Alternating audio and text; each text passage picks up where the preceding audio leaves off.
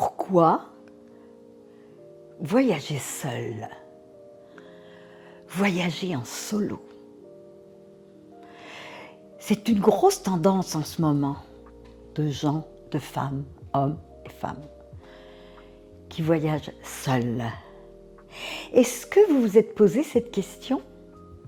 Déjà? Est-ce que vous vous l'êtes posé, mais derrière tout ça, vous avez envie? Il y a une petite peur, il y a une petite incertitude. Alors aujourd'hui, nous allons en parler, car c'est le temps des vacances, c'est le temps des voyages. Alors pourquoi pas parler de voyager en solo? Mon nom est Dany l'Audacieuse. Je fais cette chaîne pour les femmes et aussi les hommes, pourquoi pas, qui ont envie de dépasser leurs limites, qui ont envie d'évoluer, qui ne veulent pas rester dans ces petites cases enfermées où elles auraient envie de faire des choses mais elles n'osent pas. Alors voilà, donc c'est Dany l'Audacieuse, l'audace de dépasser ses limites. Et si vous voulez vous abonner, abonnez-vous, partagez avec vos amis, mettez des petits commentaires par rapport au sujet où je parle aujourd'hui, si vous êtes d'accord ou non. Donc, voyager en solo. Quels sont les avantages de voyager en solo? Alors, premièrement, je dirais, ce sont de dépasser ses limites. Et oui, voyager seul, au départ, surtout si on n'est pas habitué, et même quand on est habitué. Moi, j'ai repris à voyager seul depuis 2-3 ans. Je voyageais seul très jeune, beaucoup, j'adorais, mais je ne pensais pas que j'allais avoir encore envie, et je le refais, et j'adore.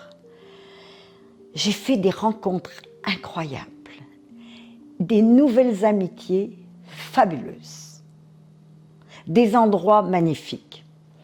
Alors c'est ça, premièrement, dépasser ses limites, car en dépassant vos limites, messieurs, mesdames, vous allez voir, vous allez faire des rencontres incroyables. Premièrement, en général, si vous êtes seul, vous êtes comme plus accessible. Si quelqu'un vous voit seul à une terrasse ou quelque part, viendra plus facilement vous parler. Ou vous, si vous n'êtes pas trop timide, vous pouvez aller parler à l'autre, lui demander un renseignement. Ou vous êtes assis à une terrasse et la personne engage la conversation. D'où venez-vous? Qu'est-ce que vous faites? Ou non, pas qu'est-ce que vous faites en fait, on s'en fiche. Mais qui êtes-vous? D'où venez-vous? Alors là, déjà vous dépassez parce que vous devez vous ouvrir à l'autre.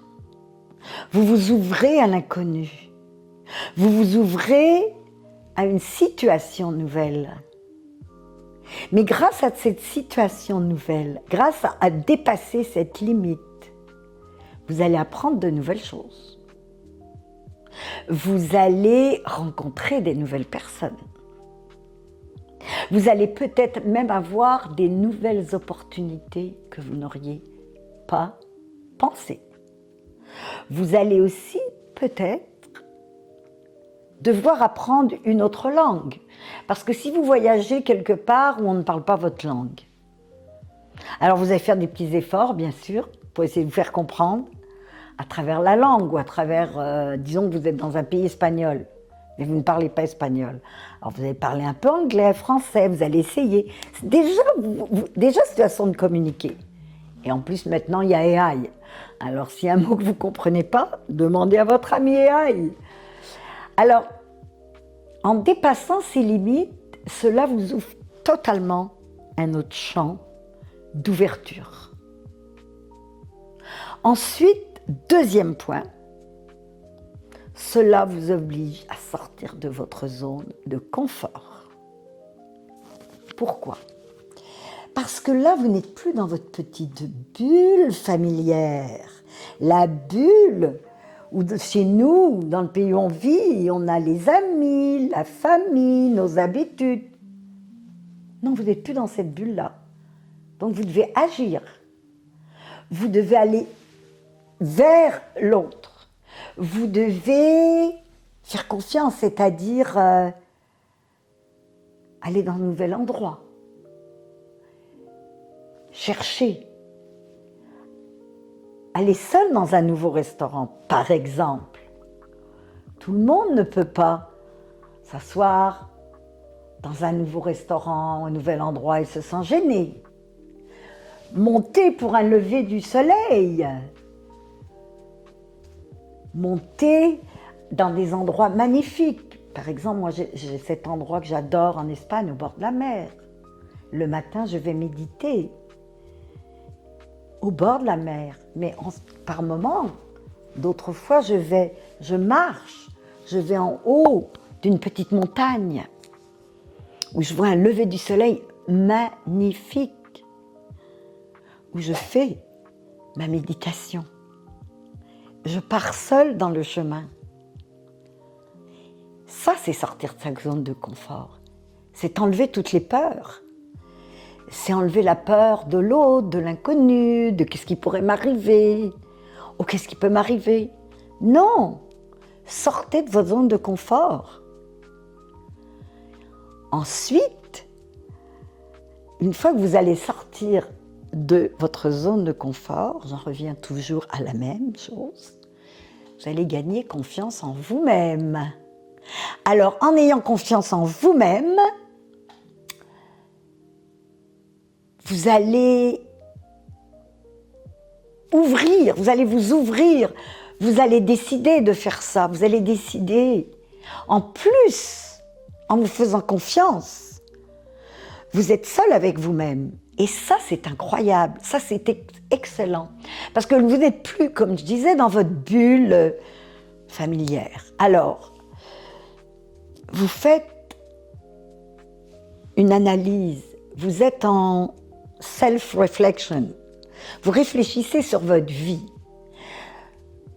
où vous en êtes dans votre vie, vos faiblesses, vos forces, aussi vos limites, les limites que vous vous imposez.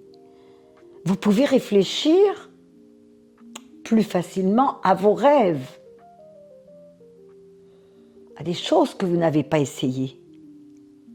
En sortant de votre zone de confort et en gagnant cette confiance en vous, aussi, vous vous permettez de faire ce que vous voulez, parce que l'avantage aussi de voyager en solo, c'est que vous allez à votre rythme. Vous n'êtes pas obligé de suivre l'autre ou les autres. Bien sûr, un voyage en famille, c'est très agréable. Avec vos amis aussi, c'est fantastique. Mais le voyage en solo, c'est vraiment s'arrêter et réfléchir à notre vie. Bon, vous pouvez me dire, je peux très bien le faire de mon salon. Oui, mais le fait de prendre de la distance, d'être loin de votre milieu connu, vous amène à une réflexion et à prendre aussi de la distance émotive, émotionnelle, mentale sur votre vie. Et vous savez, souvent, j'ai rencontré des gens qui voyageaient en solo et suite à ces réflexions, ils ont pris des grandes décisions. Certaines personnes ont décidé de dire « Eh ben, je veux vivre comme ça pendant un certain temps ». Certaines personnes ont décidé de dire « Eh ben, je décide de changer de pays », ce qui est mon cas en ce moment. Aussi vont dire mais en fait, je suis dans un milieu de travail que je n'aime pas du tout. Je fais un travail que je n'aime pas du tout. Mais je le fais parce que j'ai peur.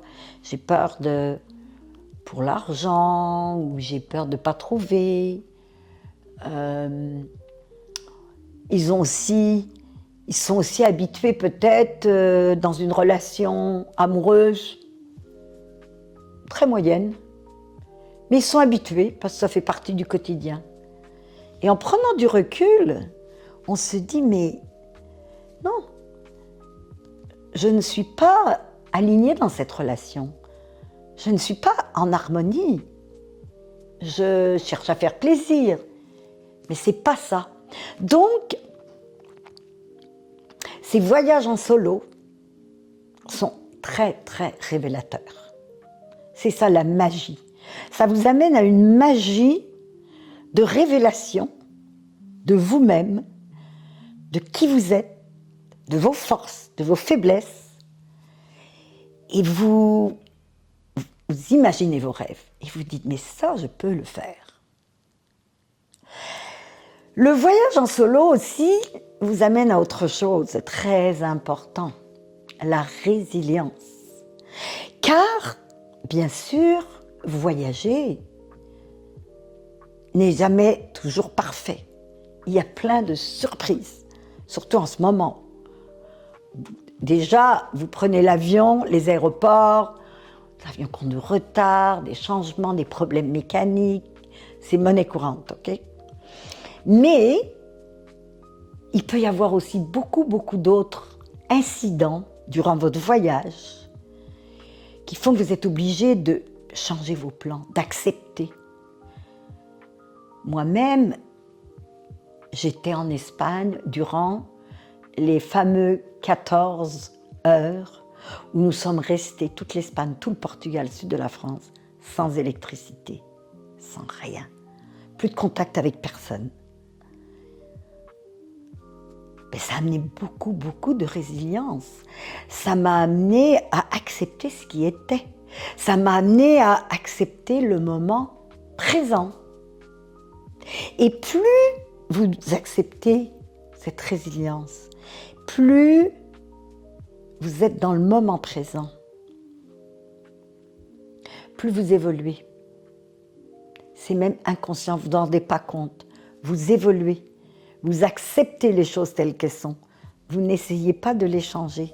Donc, qu'est-ce que ça fait si on n'essaie pas de changer les choses? On enlève le contrôle. Parce que souvent, il y a des situations qu'on n'aime pas. Puis on veut contrôler, on dit non, je veux pas que ça se passe comme ça ne devrait pas être comme ça. Mais à travers les voyages où on est dans l'inconnu, on est seul, face à nous-mêmes, tellement de situations qu'il faut apprendre. Ça nous apprend aussi d'aller avec le flot de la vie. Le flot de la vie. À nouveau, faire confiance, croire à notre destin. Donc, voilà, je pense, beaucoup d'avantages. Et le voyage en solo peut transformer votre vie, mais complètement transformer votre vie. Ou pas. Ça peut être aussi seulement une expérience que vous faites une fois, que vous aimez ou que vous n'avez pas aimé. Alors, je parle à ces personnes, à ces femmes-là, qui, oui, vous avez vraiment envie un jour de voyager en solo, mais vous avez un peu peur. Alors, je vous le dis, allez-y en toute confiance. Faites cette expérience. C'est magique, c'est magnifique. Vous allez traverser des moments magnifiques et comme je vous disais aussi, peut-être des moments un peu plus difficiles. Mais c'est ça qui forge un caractère. C'est ça qui va faire de vous la femme que vous allez devenir. Résiliente, en harmonie, vulnérable aussi, épanouie et confiante. Alors, j'espère que cela a répondu à votre question. Au voyage en solo, comme je vous le dis personnellement, j'adore. C'est une période de ma vie que vraiment j'aime beaucoup. Je fais des rencontres incroyables. J'ai appris tellement de choses que je n'aurais pas appris si j'étais restée ici, ou même si j'avais voyagé avec des groupes et tout. Alors voilà, faites-vous confiance. Et si vous avez envie, go for it. Voyagez. Voyager, c'est évoluer. C'est avancer. Et c'est être confiante. Alors, aux prochaines vidéos. Et n'oubliez pas de vous abonner et de partager avec vos amis. Ciao!